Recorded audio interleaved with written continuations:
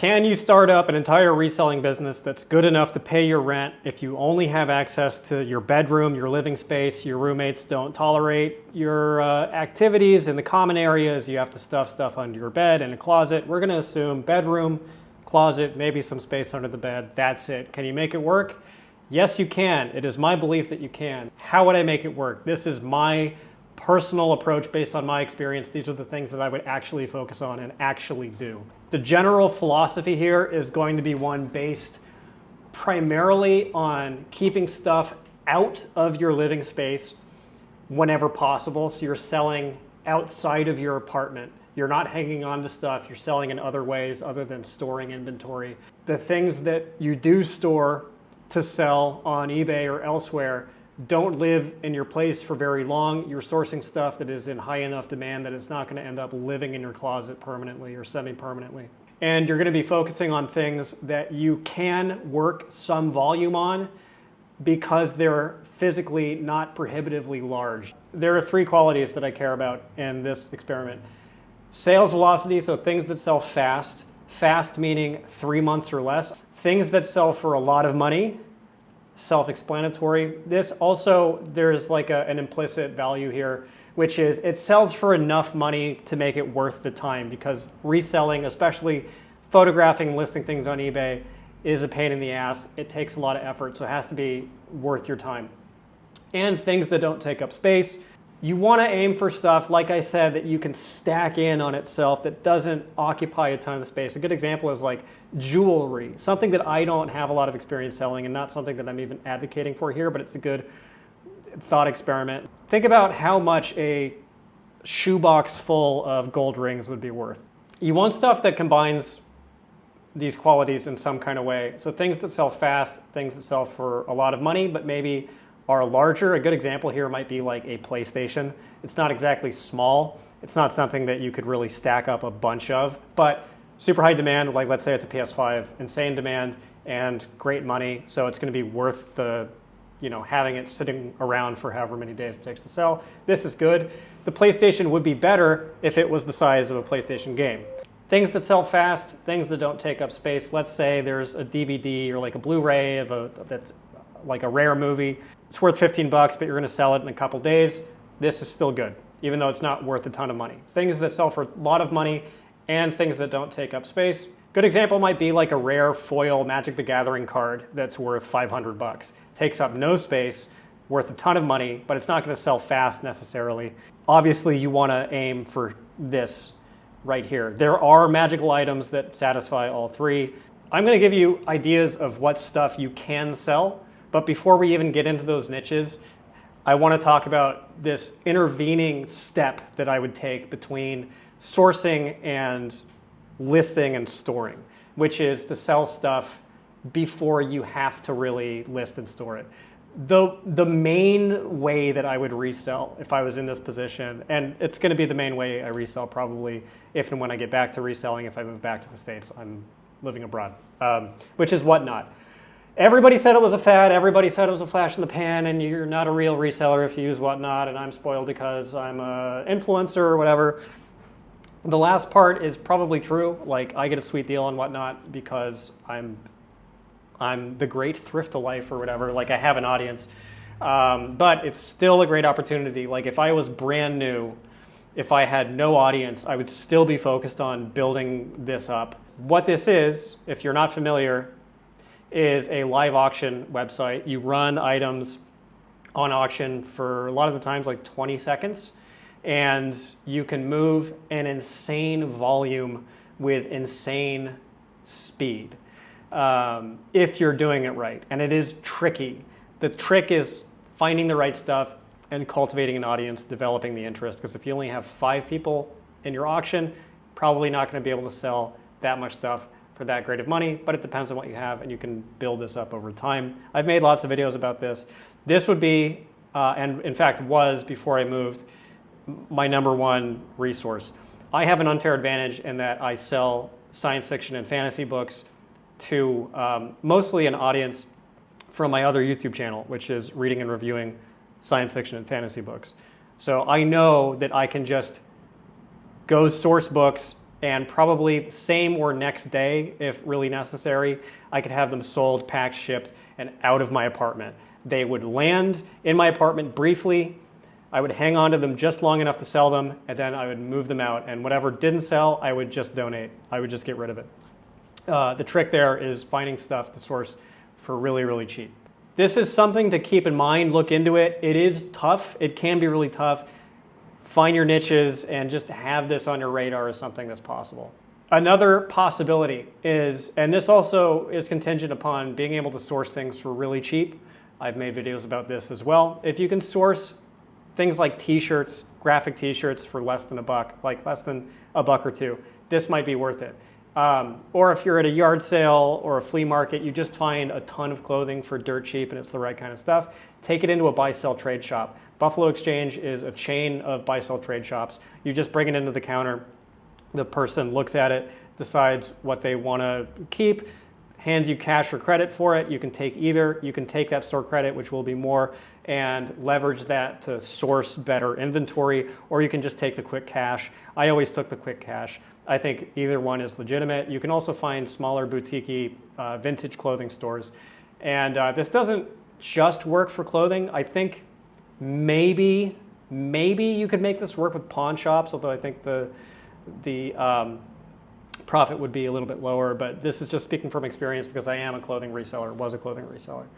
So you can go out and source stuff. If you find it for really cheap, just take it in here, offload a bunch of it, go to multiple, because it's pretty arbitrary what they end up taking a lot of the time. As a quick tip, like I said, graphic tees, anything that is vintage, the right kind of vintage, anything that is has like the right pop culture stuff on it, or that fits in with current aesthetics and trends, which is sometimes hard to pin down. If you happen to know this stuff, then this can be great. But you can just offload it before it ever even reaches your apartment, before it ever gets close to that closet, the dreaded closet. The Real is a website that does consignment on luxury goods, higher end clothing, and I think purses.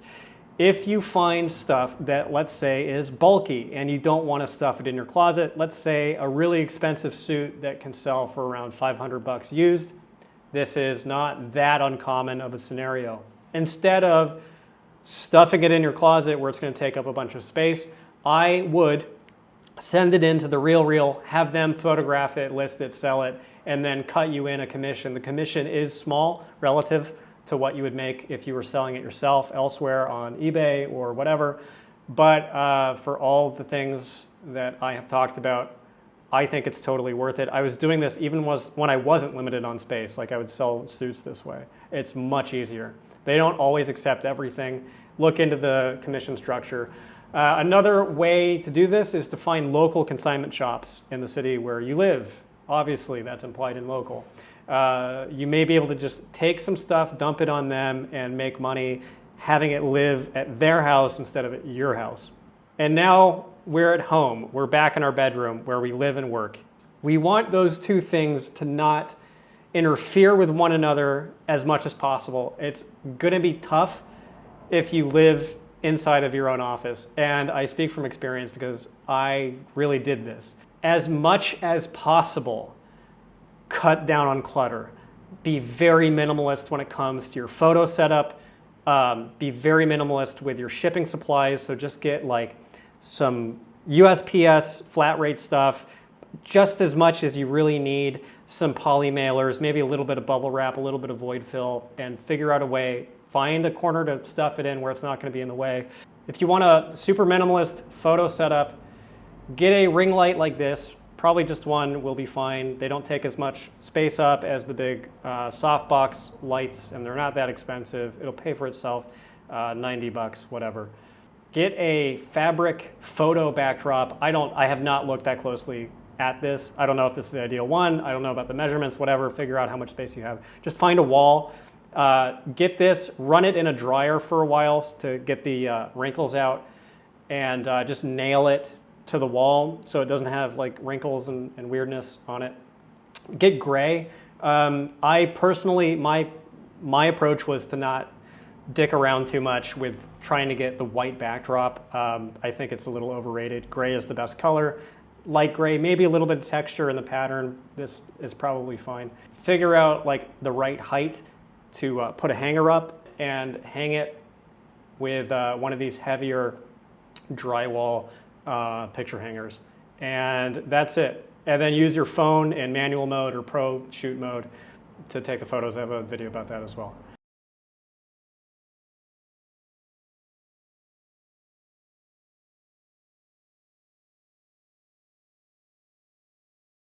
Let's talk about the actual inventory, the classic inventory that we all love, the real eBay inventory. I'm going to assume that you're selling on eBay. I'm going to assume you're not selling on Amazon FBA. I haven't done it in so long that I'm just not qualified to talk about it. Something to look into. I'm going to advocate clothing, a few different kinds of clothing, and I'm going to advocate some other stuff as well. But for the clothing, which is my area of expertise, aiming for stuff that has like 200% sell-through and up. The stuff that I'm talking about is stuff like this, like cry precision. It's not that common. You have to cherry pick it, you have to hunt it, you have to know this stuff. 500% sell-through as of the time of the collation of this, and worth a ton of money. Everything is in demand. It is tactical clothing. I don't think that it's that economic in terms of the space that it takes up. But if you find cry precision stuff, that's cream of the crop. With clothing, I want you to focus on stuff that is like 9 out of 10 or 10 out of 10. The really, really choice stuff. The stuff that is not going to sit around, the stuff that is worth really good money, and ideally the stuff that is a little bit smaller in profile, so it doesn't have to take up that much stuff as you're waiting for it to sell. Good example is this. This is a brand called Ibex. It's an outdoor clothing brand. They make a lot of merino wool stuff, and the sell-through on an Ibex t-shirt is really good. 80 to 31. This is something that you have to learn how to do. When you search something on eBay, and you can do this on your phone as well, when you toggle over to sold, this number should be about 2 times higher if we're being really keyed in on sell-through rate, if we really don't want the stuff sitting around, than this number. And you want to see numbers like this. A merino t-shirt sold for 35 bucks. This is a perfect clothing item. This satisfies all 3 criteria. It sells fast, sells for a lot of money relative to what it is and how much you have to pay for it to source it. Probably no more than $4 or $5 at the high end. For a t-shirt, most thrift stores, things that don't take up space, t-shirts are stackable. They are not difficult to store in volume. So this is a perfect item for this kind of an approach. The stuff that you maybe want to avoid is something like this.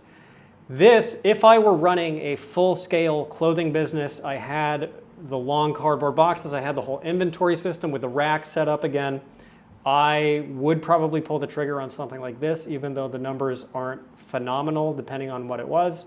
But for you, or potentially for me, trying to be really minimalist, this stuff is going to pile up on itself, it's going to take up space, and it's going to turn into a problem.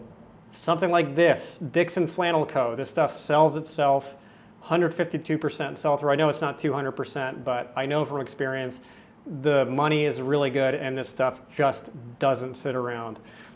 If you don't have the back of your hand knowledge when it comes to clothing brands, in men's clothing, because I was a men's clothing seller, this is what I know about.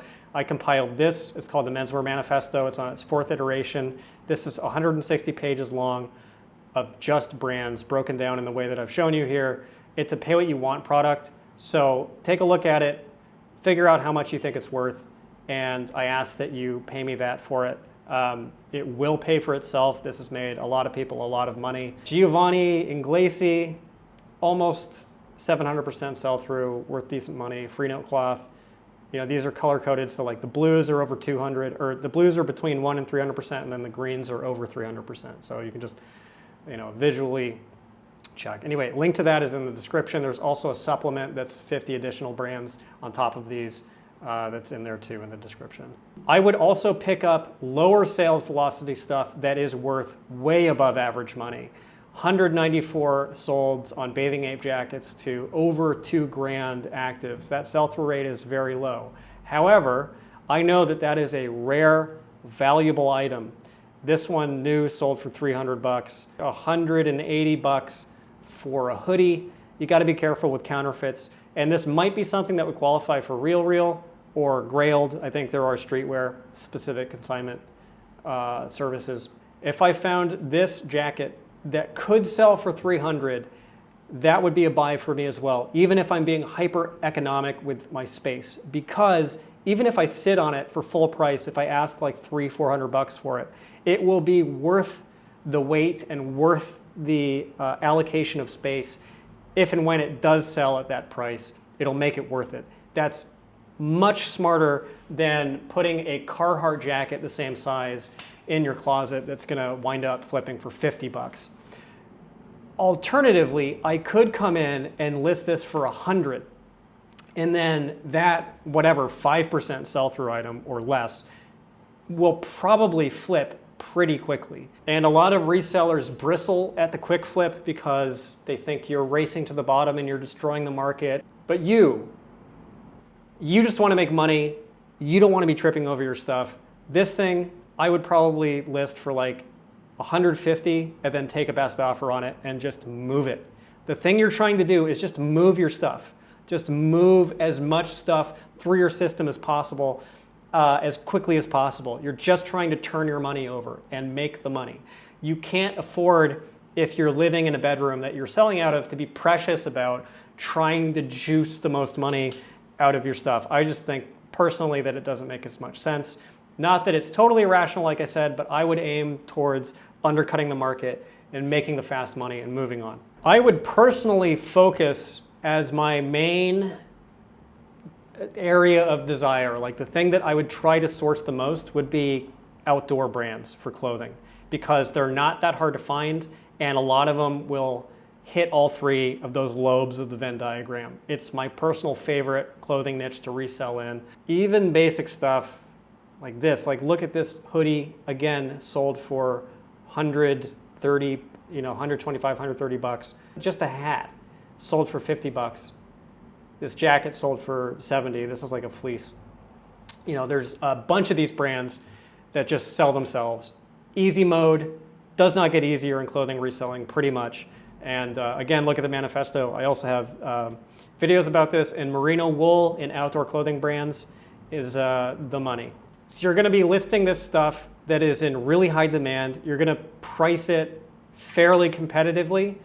I would avoid overpricing it, maybe like aim for the mid-range, somewhere in the middle of what you think it's worth. And then you're gonna sell it aggressively. You're going to progressively discount it as your inventory ages. So after a couple weeks, the stuff that doesn't sell, mark it down 5-10%, and then continuously do it. There are videos on YouTube about how to do this in the nitty-gritty specifics with eBay. I would also send out offers to watchers on a daily basis, and I would not only enable best offer, but I would take a lot of best offers where reasonable, where it's not really gonna cut you off at the knees, in the interest of moving the stuff. You constantly want to be cycling new blood through the system and just getting it out the door. This is my philosophy. People disagree. Sometimes. Those people are not people. There's a lot of clothing that is not going to be easy to store a lot of. Jeans, jackets, suits, sweaters, shoes, if you want to count them as clothing. All this stuff is going to stack up really fast. The kind of clothing that does stack well, that is scalable, like you can hang on to a lot of it, where you can fit a lot of it into like a small space is a better way to put that. T-shirts, hats, beanies, stuff like neckties, which I didn't really sell a lot of and aren't really super fast sellers. Stuff like scarves, stuff like bandanas, and some casual shirts. Probably avoid dress shirts because they just generally are long tail. There are a couple of exceptions, but casual shirts made from the right materials can be economic in terms of the size, but not all of them. So I would aim for t-shirts. I would aim for maybe like hats, because you can stack them. You can fit a ton of hats into a small space, especially beanies. You can just fit a ton of them. Stuff like this. Select the other items where it makes sense, where they're in really high demand, where they make a ton of money, and etc. There's also other non-clothing stuff that you can sell. Great one to keep in mind is video games. The right video game, which is a lot of video games, will sell really fast. A lot of them sell for over 20 bucks. It's another easy mode niche. The hard part with video games is finding them because the competition is so fierce. Really in demand, valuable DVDs and Blu-rays and some CDs can work. Media like that, like legacy media, doesn't take up a lot of room. A lot of it can be worth great money. Again, you want to be aiming for stuff that's not going to sit around for very long, because a lot of it will sit around for very long. Stuff like watches, stuff like small digital cameras, small electronics generally, like any piece of electronics that's in good demand, that is worth good money, that's smaller than, let's say, like a loaf of bread, or smaller than a VCR, really, that you can ship easily without a tremendous risk of it breaking, like cell phones, stuff like this. Again, can be worth great money. It's a great use of space. There's all kinds of stuff that kind of fits this description. Fishing gear is a great one if you can find it, like fishing reels especially. If they're newer, the older ones, some of them can be worth great money, some of them not so great money, but it all tends to sell pretty quickly if you price it reasonably. The market is just really great. And fishing lures, if they're new in box, doesn't really matter how old they are. In my experience, it doesn't tremendously matter what lure it is, but if you can find like a bunch of it at garage sales, not some gunky old tackle box where everything's melting and it smells like somebody's butthole, a scenario that you will run into with fishing stuff. If it's like new in package, that stuff sells itself. You can just fill a drawer with fishing lures and make great money with them. Wish it was a more common niche, but it really isn't. Here's another great niche that might blow your mind. I used to love selling knives. You can sell them. They're actually not that tough to ship. You just make a cardboard sleeve, put the edge along the seam, not the open part, you tape it shut, tape it secure, tape the cardboard to the handle, and then wrap it bubble wrap, and it ships perfectly fine and safe. You can just shove it in a cardboard flat rate envelope. They're really easy, and these don't really get picked that much at garage sales and flea markets and whatever. And you can just, again, be terrifying and have a drawer full of these. And as long as you don't bring any dates home or don't let them go in your inventory, and you'll be golden. This stuff is really nice in terms of the space that it takes up to the amount of money that you can make with it. And also, you can sell larger stuff, if it's the right stuff, locally. Instead of going through the whole rigmarole of listing it on eBay and shipping it and dealing with broken VCR parts and shattered cast iron and all that nonsense. If you find something that is great and you can flip it locally, like if the demand is there, let's again say you have a PS5. If you can put that up on Facebook Marketplace, OfferUp, and sell it quickly locally for less money than you could on eBay, I would be perfectly happy to hang on to that. Just have it sit on my floor and be tripping over it for a couple of days. If I know that it's going to sell for decent money locally, then it's worth it. If it's something like an old rocking chair that's going to sit around forever and hopefully sell for $100 because you think it's mid-century modern, but really it isn't, and you have to wait for the right buyer, then don't bother. But something like Le Creuset pots, if you found like a Dutch oven, Le Creuset Dutch oven, it's a kind of enameled cast iron that at least a couple of years ago was in insanely high demand. That stuff will just flip immediately on these local marketplaces.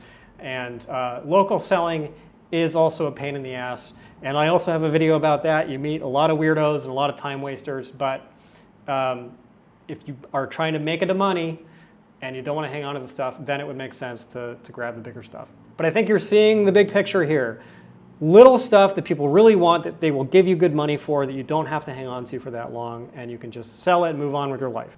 In my opinion, and this is, again, me speaking from a bias because I spent so much time cultivating expertise in clothing, the clothing thing, the really high demand, like hyper-focused, cherry-picked clothing would be probably the best bet. I think that would be the safest because you can find it. If you live in a major city, a big enough city where there's enough money in the city, you can find this clothing. I know that like regionally there are differences, but I think that that is predictable and repeatable. Something like video games, DVDs, it is repeatable, but it's just tougher to do it consistently.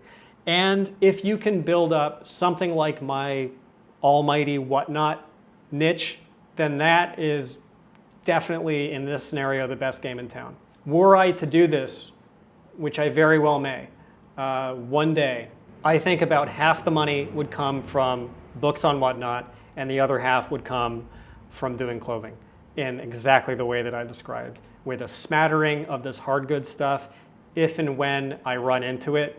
But also, I have learned to be focused in my sourcing, like key in on exactly what it is that you're looking for and spend most of your time looking for that instead of dicking around in the other sections. And sometimes it's good to do if you get bored and whatever, but just be focused on what it is you're trying to accomplish, the stuff that you're trying to find.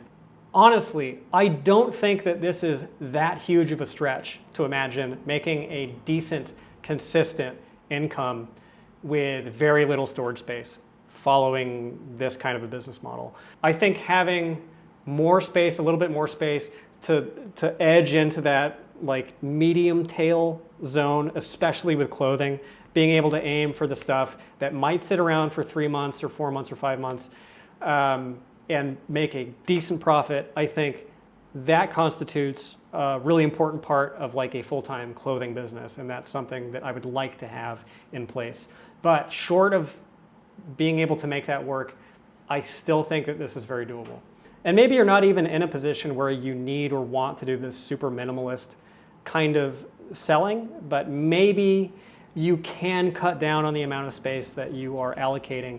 Maybe there is stuff that you can winnow out of your store, which is a good thing to do, because my understanding, reading articles here and there and what people are talking about, is that eBay is rewarding high sell-through selling over long tail stuff. Like they're punishing listings that sit around for a long time.